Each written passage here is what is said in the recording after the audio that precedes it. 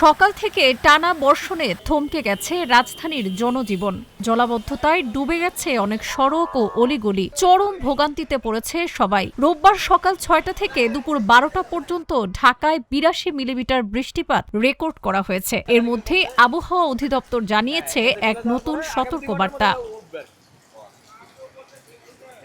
আবহাওয়া অধিদপ্তর জানায়, এমন পরিস্থিতি আরও অন্তত ৪৮ ঘণ্টা অব্যাহত থাকতে পারে। সারা দেশে চলমান বৃষ্টির প্রবণতা আগামী ২ দিন অব্যাহত থাকবে। এরপর ধীরে ধীরে কমার সম্ভাবনা রয়েছে।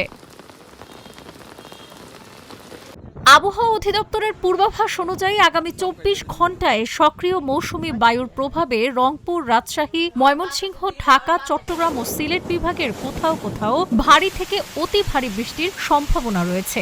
একই সঙ্গে দেশের বিভিন্ন অঞ্চলে ঘণ্টায় ৪৫ থেকে ৬০ কিলোমিটার বেগে দমকা বা ঝড়ো হাওয়া সহ বজ্রবৃষ্টি হতে পারে। এ কারণে সংশ্লিষ্ট নদী বন্দরগুলোকে ১ নম্বর সতর্ক সংকেত দেখাতে বলা হয়েছে। এদিকে গত ২৪ ঘণ্টায় দেশের সর্বোচ্চ ১৩২ মিলিমিটার বৃষ্টিপাত রেকর্ড করা হয়েছে পটুয়াখালীতে। এছাড়া কক্সবাজার, আরিচা, ফরিদপুর, চট্টগ্রাম ও খুলনাতেও উল্লেখযোগ্য বৃষ্টিপাত হয়েছে। আবহাওয়া অধিদপ্তর জানিয়েছে, আপাতত সারা দেশেই মৌসুমী বায়ুর সক্রিয় প্রভাব বজায় থাকবে। ডেস্ক রিপোর্ট, আজকের পত্রিকা।